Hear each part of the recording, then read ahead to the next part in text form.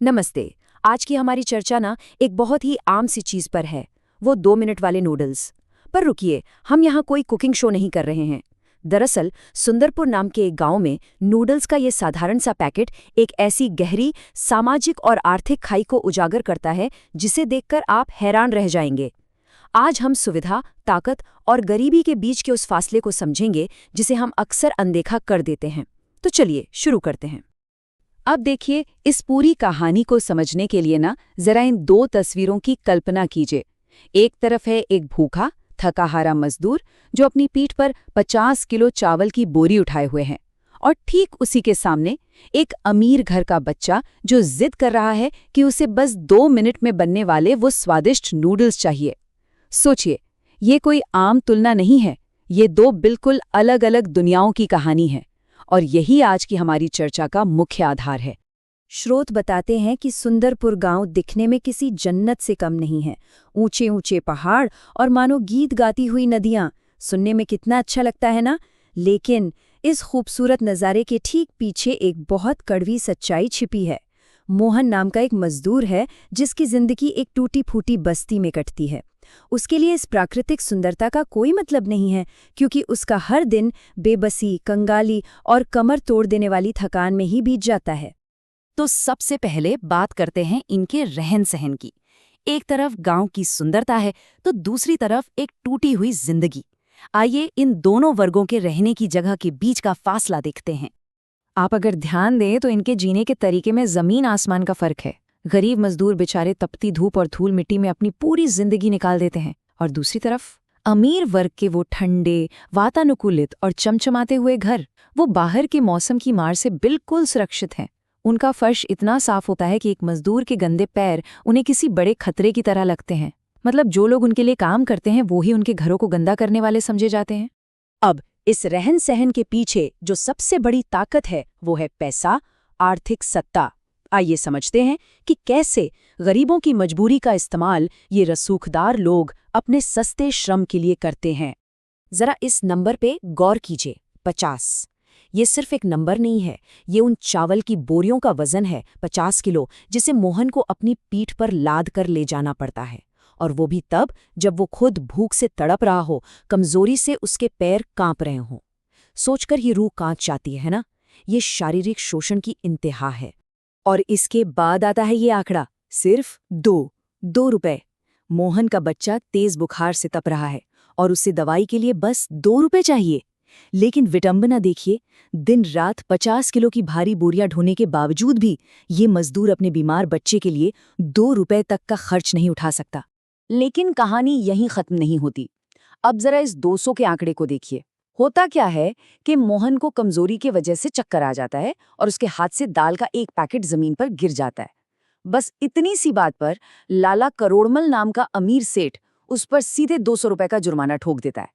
मतलब जहां 2 रुपए की दवाई खरीदना मुश्किल है, वहां 200 रुपए का जुर्माना। ये साफ दिखाता है कि कैसे सत्ता और पैसे का इस्तेमाल कमजोर को और कुचलने के लिए किया जाता है।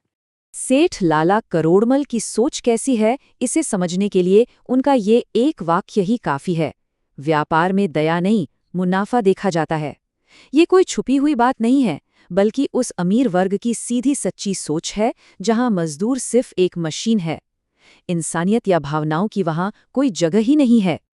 और इसी निर्मम सोच का नतीजा ये होता है कि मजदूरों को इंसान नहीं, बस एक ऐसी चीज समझा जाता है जिसे जब चाहे बदला जा सके।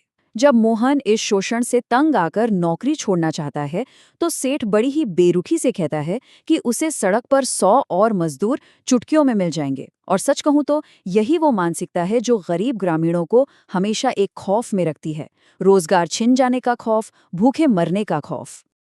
अब इस खौफ और आराम के बीच का जो अंतर है ना, वो सबसे ज्यादा उनकी रसोइयों में दिखाई देता है। खाने और पोषण का ये फर्क सच में आपको सोचने पर मजबूर कर देगा। अब जरा यहाँ ध्यान दीजिएगा, क्योंकि ये तुलना बहुत ही चौंकाने वाली है। एक तरफ है मजदूरों की रसोई, जहां मामूली सी दाल पकाने में भी घंटों लग जाते हैं, लकड़ी के चूल्हे के धुएं से आंखें जलने लगती हैं, और आखिर में पेट भरने के लिए मिलती हैं तो बस सूखी रोटियां। और दूसरी तरफ है अमीर वर्ग की रसोई, चटपटे मसाले, रंग बिरंगे पैकेट्स और खाना तैयार महज 2 मिनट में। ये सिर्फ खाने का स्वाद नहीं है दोस्तों, ये समय, सुविधा और हैसियत का एक बहुत बड़ा फासला है। और पता है, इस फासले का असर सिर्फ शरीर पर नहीं, दिमाग पर भी पड़ता है। एक तरफ के लोग इस डर में जीते हैं कि अगर आज काम नहीं मिला तो आज भी चूल्हा ठंडा रह जाएगा। वो लगातार भुखमरी के डर के साये में जी रहे हैं। जबकि दूसरी ओर अमीर वर्ग फुर्सत में है। बच्चे आराम से सोफे पर बैठकर कार्टून देख रहे हैं और अपने स्वादिष्ट स्नैक्स का इंतजार कर रहे हैं। क्या गजब का विरोधाभास है ना? लेकिन हर कहानी में एक ऐसा मोड़ आता है जहां जंजीरें टूटती हैं। आइए देखते हैं कि कैसे अमीरों की सुविधा का यही प्रतीक मोहन के लिए इस गरीबी से आज़ादी का हथियार बन गया। होता क्या है कि जब मोहन सेठ के घर वो 2 मिनट वाले नूडल्स देखता है तो उसके दिमाग की बत्ती जल जाती है। मतलब क्या गजब की विडंबना है। अमीरों का जो स्नैक है वही अब मोहन की आज़ादी का रास्ता बनने वाला था।